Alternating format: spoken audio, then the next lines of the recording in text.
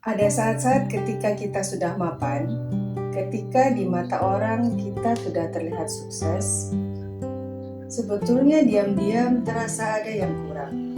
Bukan karena kita kurang mampu, bukan karena kita kurang bersyukur, tapi karena sejak awal kita tidak pernah benar-benar menyadari apa yang sebenarnya kita jalani setiap hari. Kita terbiasa memilih pekerjaan dari nama profesi. Padahal hidup kita dijalani lewat aktivitas demi aktivitas. Dan disitulah kerancuan terjadi. Mari kita jujur sedikit. Kita tidak bangun pagi untuk menjadi manajer. Kita bangun untuk membaca laporan, mengambil keputusan, menghadapi orang, menyelesaikan masalah. Kita tidak menjalani nama jabatan. Kita menjalani tugas demi tugas. Masalahnya, banyak orang jatuh cinta pada gambaran luarnya, bukan pada aktivitas realnya. Mereka ingin terlihat seperti sesuatu tanpa benar-benar mencintai apa yang harus dilakukan untuk menjadi itu.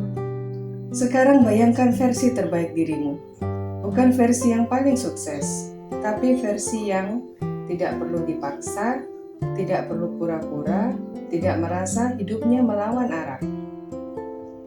Versi itu tidak selalu spektakuler, tapi dia selaras dengan jati diri kita. Lalu tanyakan ini pada diri sendiri dengan jujur. Kalau tidak ada tuntutan, tidak ada penilaian, saya menghabiskan waktu saya untuk melakukan apa? Karena disitulah arah alami dirimu berada.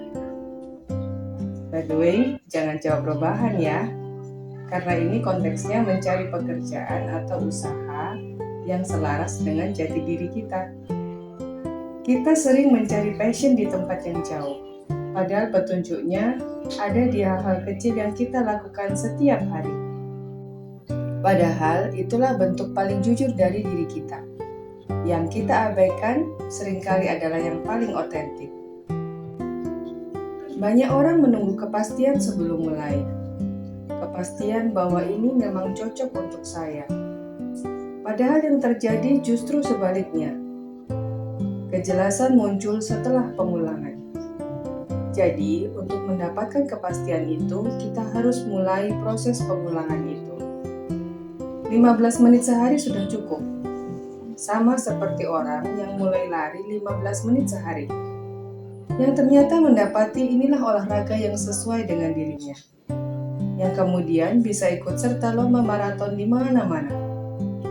Saat memulai, motivasinya bukan untuk jadi hebat, tapi untuk melihat apakah ini yang membuat saya merasa hidup, atau justru ini membuat saya merasa berat. Karena identitas tidak dibentuk oleh niat, tapi oleh apa yang kita lakukan secara konsisten, bahkan ketika itu adalah hal-hal kecil. Kita jangan lagi bertanya, saya ingin jadi apa? Tapi amati diri kita. Saya ini sebenarnya sering melakukan apa? Tuliskan, kelompokkan, dan perhatikan. Bukan yang paling keren, tapi yang paling sering muncul. Di situ ada pola, dan pola itu tidak pernah bohong. Keinginan bisa dipengaruhi tren, tapi pola adalah jejak. Jejak dari siapa diri kita sebenarnya. Sekarang bagian yang tidak nyaman. Tidak semua yang kita suka langsung punya nilai di dunia. Tapi itu bukan alasan untuk menyerah. Itu undangan untuk berpikir. Bagaimana pola saya ini bisa punya nilai bagi orang lain? Adakah kebutuhan orang lain yang bisa saya penuhi dengan melakukan hal yang saya sukai? Dari situlah kita menyelaraskan dua hal, siapa diri kita dan apa yang dibutuhkan dunia. Menurut filosofi Jepang Ikigai, pekerjaan yang paling tepat adalah yang memiliki 4 elemen. Apa yang kau cintai atau suka lakukan, apa yang dunia butuhkan, kamu bisa dibayar untuk melakukan apa, serta keahlian apa yang kamu kuasai.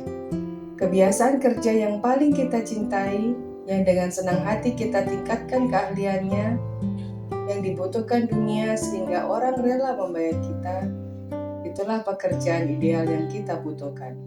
Sudahkah kamu mendapatkan pekerjaan idealmu?